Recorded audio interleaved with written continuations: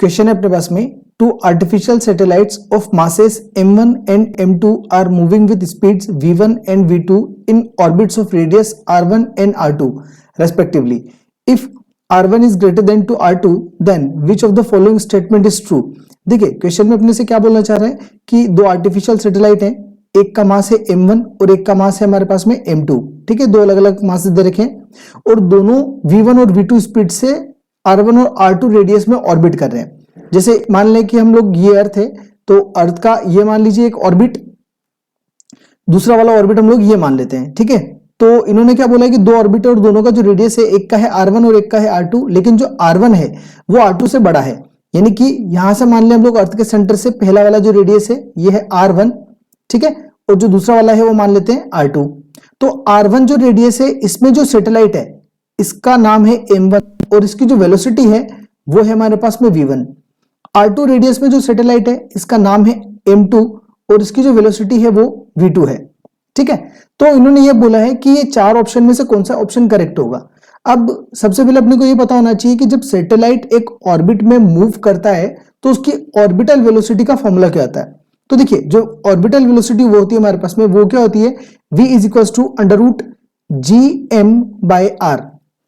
Right, यहाँ पे r का मतलब होता है वो डिस्टेंस जहां से वो ऑर्बिट कर रहा है. ये जो डिस्टेंस लेते हैं हम लोग ये सेंटर से लेते हैं. तो यहाँ पे हमारे पास कैपिटल R नहीं है, यहाँ पे हमारे पास में स्मॉल r है, तो हम लोग इसको स्मॉल r से रिप्लेस कर देंगे. तो ये लिख देंगे हम लोग स्मॉल r यानी कि कैपिटल GM अपॉन r. ठीक है, ये हमारे पास में एक स्टैंडर्ड फॉर्मूला होता है. अब जैसे पहली वाली सिचुएशन अगर हम लोग ले कि पहला वाला जो ऑर्बिट है यानी कि जब r1 ऑर्बिट है उसके लिए क्या बनेगा सीन, और जो दूसरा वाला ऑर्बिट है r2 उसके लिए सीन क्या बनेगा. तो देखिए यहां से अगर हम लोग बात करें इस फॉर्मूले से तो यहां पे v जो है इनवर्सली प्रोपोर्शनल लिखा जा सकता है रूट r के. करेक्ट, यहां पे क्योंकि देखिए कैपिटल G और कैपिटल M दोनों क्या हैं, कांस्टेंट है, तो इन कांस्टेंट को हटा के हम लोग क्या कर सकते हैं, प्रोपोर्शनल का साइन ले सकते हैं और v इनवर्सली प्रोपोर्शनल लिख सकते हैं r के, अंडर रूट r के. ठीक है, अब थोड़ा सा अगर आप इसको ध्यान से समझो तो हम पहला वाला अगर सीन लेते हैं तो v1 लिख सकते हैं, उसमें क्या हो जाएगा, inversely proportional 1 upon under root r1. ठीक है, और अगर दूसरे वाले के लिए बात करें तो v2 proportional 1 upon under root r2 ये लिखा जा सकता है. इन्होंने ये चीज बोली है क्वेश्चन में कि जो r1 है वो बड़ा है r2 से. तो थोड़ा सा ध्यान से इस कंडीशन को समझिए कि जब r1 की वैल्यू बढ़ेगी तो v की वैल्यू v1 की वैल्यू क्या होगी, कम होगी, क्योंकि इनवर्स प्रोपोर्शन में क्या होता है कि एक वैल्यू अगर बढ़ रही है तो दूसरी वैल्यू क्या होगी, कम होगी. मतलब इस केस में अगर हम लोग देखें तो यहाँ पे r1 की वैल्यू ज्यादा है तो v1 की वैल्यू क्या होगी, कम होगी. इसके लिए है ना, इस वाले सिनेरियो के लिए क्या है, v अपने पास में कम है. अब जब इसमें आप देखोगे तो इसमें क्या है, r2 इन्होंने क्या बोला है, छोटा है किससे, r1 से, तो मतलब ये वैल्यू क्या हो रही है, कम हो रही है, तो v2 की वैल्यू क्या होगी, बढ़ेगी. करेक्ट, दैट मींस r1 की वैल्यू ऊपर जो है हमारे पास में वो क्या हो रही है, बढ़ रही है, ज्यादा है, तो v1 क्या है वहां पे कम होगा.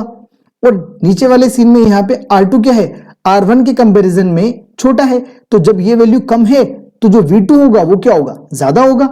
करेक्ट, तो इसका मतलब अपने को ये चीज समझ में आ रही है कि जो v1 है वो छोटा है किससे, v2 से. तो यहां पे हम लोग लिख सकते हैं कि v1 जो होगा वो क्या होगा, छोटा होगा किससे, v2 से.